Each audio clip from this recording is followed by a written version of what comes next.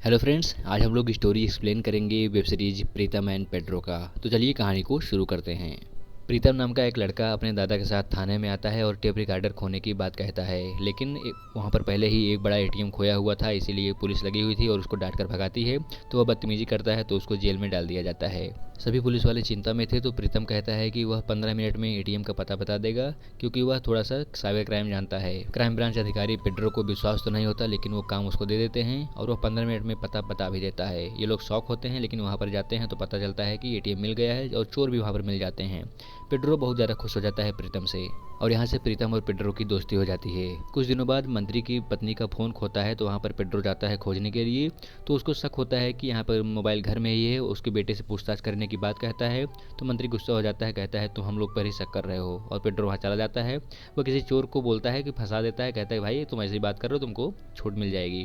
तो वो मोबाइल की बात कर देता है मंत्री से। मंत्री कहता है कि तुमने मुझे धोखा दिया है और तुम लोग यही सब करते हो, इसलिए तुमको मैं सबक सिखाऊंगा। अगले दिन पेड्रो को पता चलता है कि उसे क्राइम ब्रांच से हटाकर साइबर क्राइम में रख दिया गया है, जहाँ पर पेड्रो को बिल्कुल भी जीरो कुछ नहीं आता है। इसलिए वह जाकर अधिकारी से बात करता है तो अधिकारी कहता है कि तुम 2-3 केस सॉल्व कर दो जल्दी से, तो तुमको तुरंत तुम्हारा तबादला कर दिया जाएगा। पेड्रो भागा भागा प्रीतम के पास जाता है और उसको टेप रिकॉर्डर देने की बात कहकर मना लेता है केस सुलझाने के लिए, और इनको तुरंत ही पहला केस मिल भी जाता है। एक रिपोर्टर के पास फोन आता है कि वह अपने पत्नी और प्रेमी को मारने वाला है। अब इन लोग को उसका पता खोजना था और उसके पास पहुंचकर रोकना था। ये लोग पूरी तरीके से जुड़ जाते हैं, सेल टावर की बातें करते हैं और वहां से एकदम खोजते हैं। तो जाके वहां होटल में पहुंच जाते हैं जहां पर वह मारने वाला होता है। तत्काल पहुंचते हैं और उसको समझाते हैं, किसी तरीके से वह मान जाता है और इनका पहला केस सॉल्व हो जाता है। लेकिन इसी आपाधापी में पेड्रो अपनी पत्नी का केस हार जाता है। उसके बेटे का बर्थडे था और पत्नी वेट कर रही थी, लेकिन वह नहीं आता है तो पत्नी बहुत गुस्सा करती है। लेकिन पेड्रो भी उस पर चिल्ला देता है, कहता है कि जब हमारा बेटा मर चुका है तो उसका बर्थडे मनाने का क्या मतलब है। इससे पत्नी और गुस्सा हो जाती है और घर छोड़कर चली जाती है। इन दोनों के पास तुरंत एक और बड़ा केस आता है। यह केस ज्यादा बड़ा था, उसी मंत्री के बेटे की को अगवा कर लिया गया था। ये दोनों वहां पर जाते हैं। अगवा करने वाला 5 करोड़ की मांग कर रहा था वापस करने के बदले। प्रीतम और पेड्रो केस सॉल्व करने के लिए लग जाते हैं और लोकेशन पर देखने लगते हैं, लेकिन इन लोगों को नहीं पता था कि एक आदमी इन सभी को देख रहा है। प्रीतम ने काफ़ी मशक्कत के बाद किडनैपर की जगह का पता लगा लिया और उसकी रेकी शुरू कर देते हैं। जब वह वहाँ पर नहीं होगा तो बच्चे को उठा लिया जाएगा, लेकिन उनको बच्चा तो नहीं मिलता है। लेकिन पेड्रो को उसकी फोटो मिलती है मिनिस्टर की पत्नी श्रद्धा के साथ। दरअसल वो उसका बॉयफ्रेंड था। अब इन लोगों को श्रद्धा पर भी शक होता है। उसका पीछा करते हैं तो पता चलता है कि श्रद्धा एक बार अपने बॉयफ्रेंड से मिलने के लिए गई हुई थी। अब इन लोग को लगता था कि श्रद्धा ने ही अपने बेटे को अगवा किया है। सख्ती से वह पूछने पर बताती है कि जब वह उसकी गर्लफ्रेंड थी तो उसने कुछ आपत्तिजनक फोटो खींच ली थी और उसी के लिए ब्लैकमेल कर रहा था, 5 करोड़ की मांग कर रहा था, लेकिन तभी उसने बच्चे को अगवा कर लिया। मुझे इसके बारे में पता नहीं है। अब यहाँ एंट्री होती है मार्टिन नाम के साइबर हैकर की, जो कि बुकी के साथ मिलके किडनैप किया था। उसको घर की सारी जानकारी थी, वो हर चीज देख पा रहा था। लेकिन प्रीतम को यह बात पता चल जाती है और वो सारे सिस्टम डिस्कनेक्ट कर देता है। वो उस बच्चे विनी का लैपटॉप चेक करता है तो उसको पता चलता है कि वह कोई गेम खेल रहा था, इसीलिए सब कुछ हुआ है। वो पता चलता है कि वह ब्लू व्हेल गेम खेल रहा था, जिसके लिए कई सारे टारगेट दिए जाते हैं और आखिर में खुद की आदमी आत्महत्या कर लेता है। इससे पेड्रो एकदम अचंभित रह जाता है, क्योंकि उसके बेटे ने भी कुएं में कूदकर आत्महत्या की थी। इधर मार्टिन ने जैसे ही प्रीतम का फेस देखा उसको कुछ याद आ जाता है। वह एकदम से गुस्सा हो जाता है, क्योंकि उसके पापा की हत्या उसी के कारण हुई थी। अब मार्टिन बहुत गुस्सा हो जाता है। उसने प्रीतम के घर पर एक पेन ड्राइव भेजी और बहुत सारी बातें कही और उसको एक हॉस्पिटल में आने के लिए कहा। प्रीतम बिना बताए हॉस्पिटल पहुंच जाता है।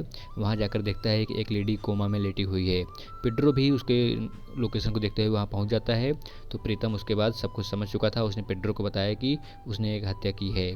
कॉलेज लाइफ में उसने एक प्रोफेसर ने उसकी बेइज्जती कर दी थी लेट आने की वजह से, इसलिए उसने उसको सबक सिखाने के लिए उसकी सारी न्यूड फोटोज लीक कर दी थी पूरे कॉलेज में। इस बेइज्जती को प्रोफेसर झेल न सका और उसने लाइट हाउस से कूदकर अपनी हत्या कर ली थी। पेड्रो ने कहा कि ऐसा हो जाता है, इसमें तुम्हारी कोई गलती नहीं है, इसलिए अपने आप को हत्यारा मत मानो। मार्टिन अब बदला लेने के पूरे मूड में आ चुका था। उसने तुरंत फोन किया मंत्री को और कहा कि तुरंत पैसा भेजा जाए, वो भी प्रीतम के हाथों, नहीं तो एक बच्चे की उंगली काटी है, अब दूसरी भी काट दूंगा। पैसे के बैग में ट्रैकर लगाकर किसी तरह प्रीतम जाता है, लेकिन वहां पर उसकी खूब पिटाई करता है मार्टिन और पूछता है कि तुमने मेरे पापा की हत्या क्यों की, और उसको बहुत ज्यादा मार के उसको बेहोश कर देता है। वहां से चला जाता है और उसको पकड़ने वाला ये प्लान फिर से फेल हो जाता है, लेकिन ट्रैकर उसी बैग में था। पता चलता है कि वह एक लॉज में रुका हुआ है। पूरी टीम को वहां पर भेजा जाता है और लेकिन बहुत सारे कमरे थे। किसी तरीके से उस रूम का पता चलता है, लेकिन पता चलता है कि वह वहां से निकल चुका है। वह एक लाल गाड़ी लेके वहां से निकल गया था और उस लाल गाड़ी के मालिक से पूछा जाता है तो वह बताता है कि चोरी हुई है। उसके फास्ट टैग से पता चलता है कि वह गाड़ी कहाँ पर है। ये लोग उसका पीछा करते हैं तो वह गाड़ी से भी निकल चुका था और एक बस में जाकर बैठ गया था। और फिर पता करने पर बस का पता चलता है, तो जाकर देखते हैं वह बस से भी निकल चुका है और कहीं गायब हो चुका है। अब प्रीतम के पास सिर्फ 1 घंटा बचा था, क्योंकि मार्टिन ने कहा था कि तुमको टाइम पर टावर से आके कूदना पड़ेगा, नहीं तो मैं बच्चों को मार दूंगा। तो प्रीतम कहता है कि यही आखिरी प्लान करते हैं हम लोग, वहाँ पर चलते हैं और वहाँ पर मार्टिन जरूर आएगा। लेकिन मार्टिन को भगाने के लिए सभी लोगों ने अपना मोबाइल एक जगह पर जमा कर दिया था, इससे लगे कि केवल प्रीतम वहाँ पर गया है। तभी वहाँ पर पेड्रो को लगता है कि जो उंगलियां थी वो नकली थी। वह प्रीतम को फोन लगाता है। प्रीतम कहता है कि हो सकता है क्योंकि अपने टास्क में वह ऐसे सामान को ले गया था जिसे वह सर्वाइवल कर सके। हो सकता है वह ऊपर पानी की टंकी में हो, क्योंकि वॉश बेसिन से चाउमीन वगैरह गिरने की बातें हुई थी। पेड्रो वहाँ पर मौजूद पुलिस वाले से कहता है पर टंकी में खोजने के लिए। वह वहाँ पर जाता है तो बच्चा उसको पानी की टंकी मिल जाता है। पेड्रो यह बात प्रीतम को बता देता है, लेकिन मार्टिन तब तक उसको मार रहा होता है। तभी पेड्रो वहाँ पर पहुँच जाता है, लेकिन प्रीतम कहता है कि ये वो मार्टिन है ही नहीं, मार्टिन लगभग यहाँ पर आया ही नहीं है। और मार्टिन वहाँ से अचंभित होकर चला जाता है, वह उदास दिखता है। इधर ब्लैक मिरर बच्चा मिलने से परेशान हो जाता है। वह श्रद्धा को फोन करता है कि तुम्हारी न्यूड फोटो लीक कर देगा न्यूज में। इधर ये दोनों लोग खुश थे कि अब हमारा नाम हो जाएगा, हमारी वाहवाही होगी। लेकिन जब पहुँचते हैं तो देखते हैं कि सारा क्रेडिट ले लिया था उस पुलिस वाले ने। उसने कहा कि मैंने खोजा है।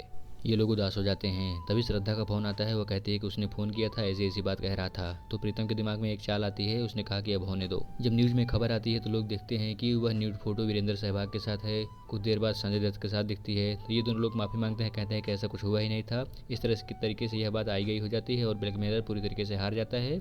उसको पुलिस आके पकड़ लेती है। श्रद्धा बहुत खुश होती है और इन लोगों को थैंक यू बोलती है। अब ये लोग घर पे जाते हैं और तभी पेड्रो की पत्नी स्टेसी का फोन आता है। उसने कहा कि तुमने मुझसे सॉरी बोला, मैंने तुमको माफ़ कर दिया है और मैं बहुत खुश हूँ, तुमको एक गाना सुनाती हूँ। और उसने वही वाला गाना सुनाया जो प्रीतम के दादा के फेवरेट था, उसकी दादी ने गाया हुआ था।